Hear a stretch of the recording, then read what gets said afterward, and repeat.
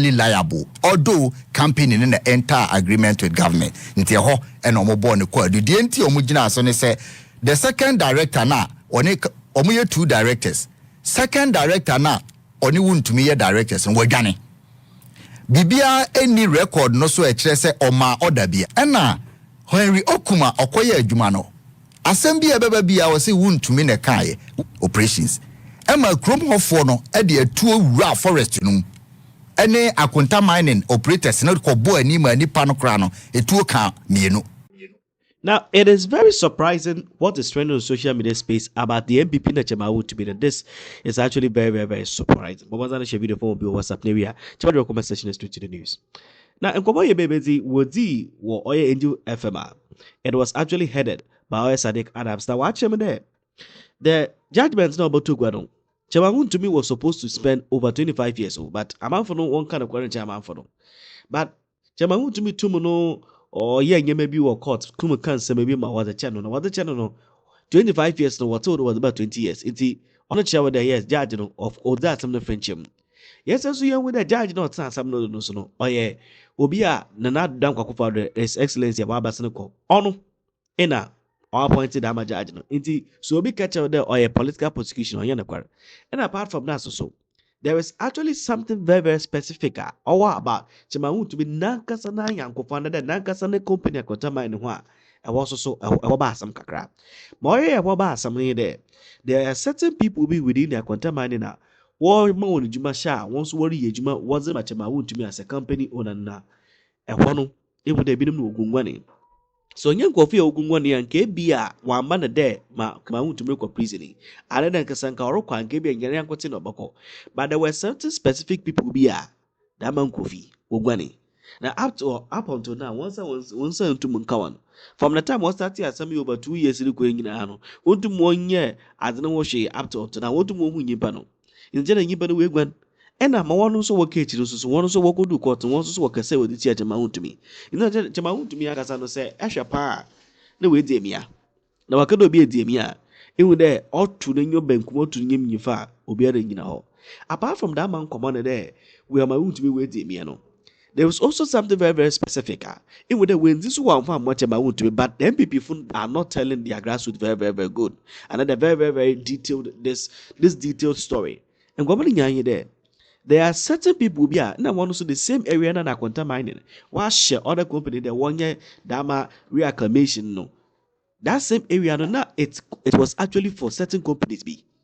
Now that companies no na 1 year this team who juma na ade. I want to know that some fee in the company when there you have a Ghana since 1930s. Able to Ghana meme.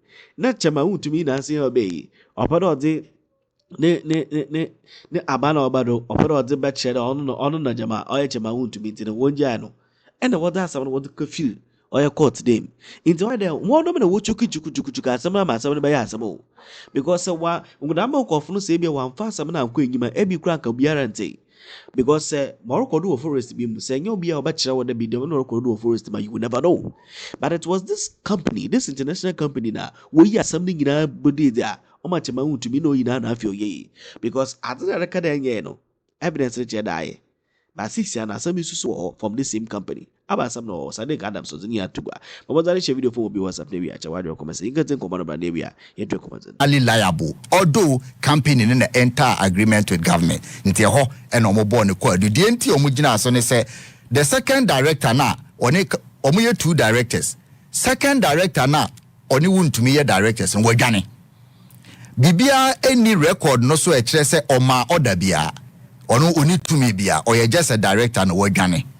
Na omuni functioning board akonta mining omuni functioning board the court no fine here no so omu board and kabeka say board of directors ni nyina no mu nyina mo ye criminally liable but omuni functioning board only the 2 of them and na one adwane na Henry Okuma okoye adwuma no asem bia beba bia wo say Wontumi ne kae Wontumi ti campaign no ye Wontumi that is what court proved say ba kuna ye kan no ya ntese wama order bia ya ntese wabeka se wenye se nti campaign no it is Wontumi nti se etwa ntomaban no mu a wo na wodi bone no ye ma ho kwai se wo beka se campaign nti na ye jai asem na manada and no corporate documentation existed. Company non krata assembly BBI chese or me a company win a church in a biniho BBI you won't to me. No. And the court no lifted the corporate veil. Emma won't to me be criminally liable and almost establish here. Another count and they say purposely facilitating unlicensed mining or facilitated by will be to good abra only and kratana or the section 99(2)(b) of Minerals and Mining Act, and a bono almost say unlawful mining facilitation a purpose for court number trim said yes and krata semi and troye a tre or movie and almost say ampa evidence and they say my permission mining equipment or supply excavation activities a course illegal miners were operating. No licenses were obtained into Oma Pruvu and also at their free war. Their defense, Ebeka, Wontumi say permission was granted only for reclamation. Almost Omokohasa so a BBA Niswa say permission was granted for only reclamation. Nte also ya dia bono. Whether land reclamation itself or not, require license. Okay, Wontumi asama can say man sumo munko too good. Because munko reclaim asaseno. Nemum asaseno kura also munko reclaim no. Nipa na okọ reclaim no here license ana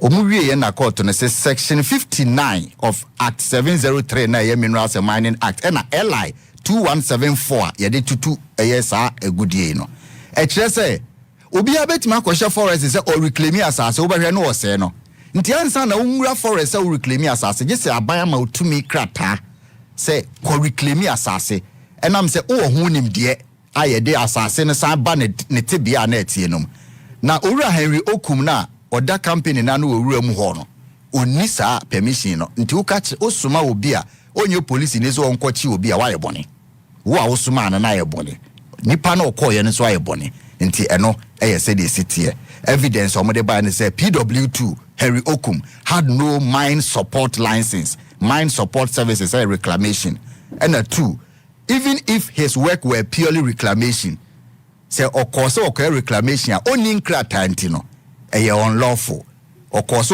papa but only krata anti court no man akwanya mienu okay only reclamation krata na wako forest war but wo buy no ye reclamation and no cry emrabone wobuso enti eno so ye de abono and na last one no whether the constitutional challenge attached here last minute at the course Emrana Minerals and Mining Act no entreye bi wo mu a constitution no as a no contravene kakra as a constitution no nhyeda nya adwen enti no bibia ne constitution nya adwen bia so as a Supreme Court treacherem enti yem fanko Supreme Court and a judge ne say there be and omudi kan na no pa no say asem bia ni ho a ewo Minerals and Mining Act ni ma ne Supreme Court ene constitution no ebo abra enti Wontumi asem no mabo ade ato agu enti every ho na afi say issues are more resolve here no Jerry say last one no ye prosecution evidence or the koye no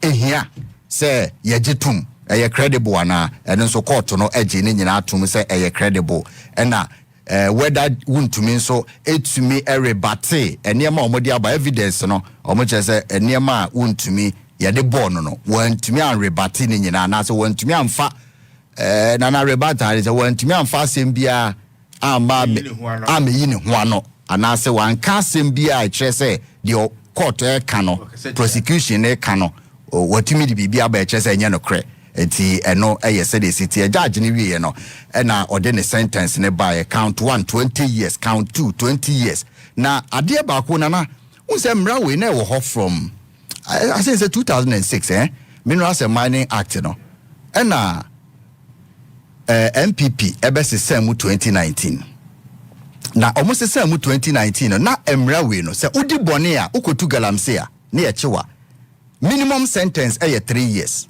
na ye act 703 ena omo be amende say galamsey kwa ekoso no omo ntiase ntia o say ye ma punishment na ye harsh ena omo de from minimum sentence no every 3 years to maximum of 5 no omo de call 15 years to 25 years in 2019 ena omo ye no ntia omo amende no by act 995 nti from nka emra na ho dada na nka chema Wontumi adamu a bebre na ye 5 years because minimum ye 3 and a maximum year 5 and a NPP aban kyerɛ sɛ said the mining no ekoso basa no e was say ma punishment near high until omode free 3 to 5 e de call 15 to 25 na foreigner crowd there minimum near 20 years basa obekaya Aisha one ye che no Chinese woman na emrada dano no ho no ye che no even though so mo e convicted no abrada mramo na ba no but ye che no na mrada da ne ho nti ono wonya 3 years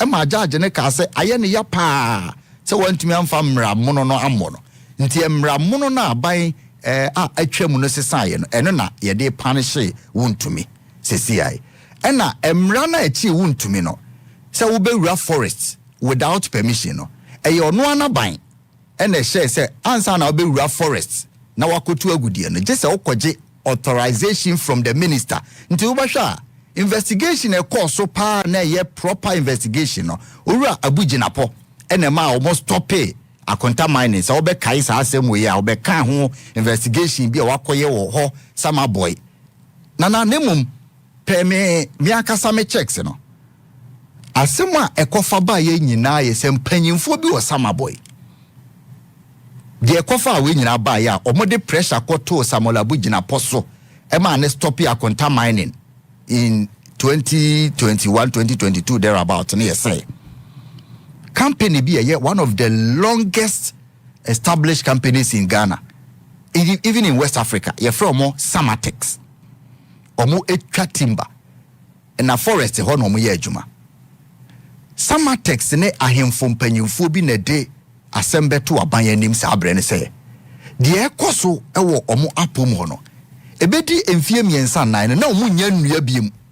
And omo so omo ye license to Ose Samatex omo company ni bi o Nigeria sapele krobi ho omo start twa timber no na ye nya independence o omo ba ha 1930s and omo twa timber and omo say ade bi ikoso omo forest him say aban tia form in 3-4 years time timber wo omo area ho nyina no be say ama omo nya bi nya adwuma begu company no nti omo na ye the first official group omo ko report akonta mining operations Emma Chrome Hoffo no e de atuo wura forest no ene akonta mining operators no ko bo ani ma nipa no kra no etuo ka mienu nti the first people omo ko report akonta mining operations within the forest no eye Samatex Sama boy company ne omo workers omo hu ne say omo livelihood eye threatened ene omo business nti that is where everything started ekofa Wontumi assembly nyina ba ya ene court no agina so a ode amano 20 years na finally amanfo bebre hu ne say judgment ne nko ana ye kan na no pay ya final judgment no apart from 20 years no nsema judge ne kan ni or say the court takes notice of the gravity of the offenses and the need for deterrence to avert the environmental disaster that might befall the nation.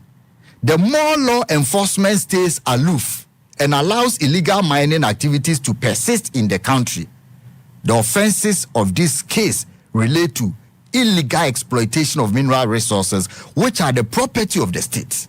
The conduct of the first and third accused persons undermines regulatory framework. First and third in the Wontumi ne akonta mining. And to Omabubo Surinina was having listened to counsel for first and third accused plea. Now say achopon be ma ye no judge ne hwemu kakra. What take into account the fact that the first and third accused persons are first time offenders. Say judge ne say enye so mo afi na wachi omo a nka obemo omo the maximum sentence 25. Which is 25. Nti achopa no ene ma ne take 5 ne free so. Hey, mami.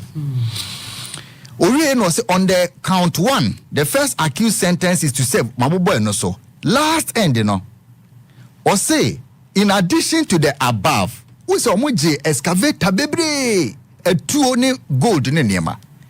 Sa niema omagini nyina no. Per section 9, confiscation no. Or say omonko na omonfa Wontumi excavator ne niema omasizi ni nyina enkoma aban. Nti ahono amanfo enter mo so say yes season ni niema ni nyina e de koma abai na enei within 60 days per section 10 no also minister no be publish my Ghana for who say aban adwuma ben ene e de excavator ne ko che omo Rose Ministry Agric Ministry gold omo je ye no so hwan e de koma no ne nyina e wo so omo de betu dwanti e twen 60 days aban adwuma ben ene benya Wontumi na nkasa ne niema omo asizi no. So in a conclusion or questions court no resolve ye ni say production team no aboabo no kama yetimi ediaba ema yema chema Wontumi 20 years based on the court's document and the questions asked. Nana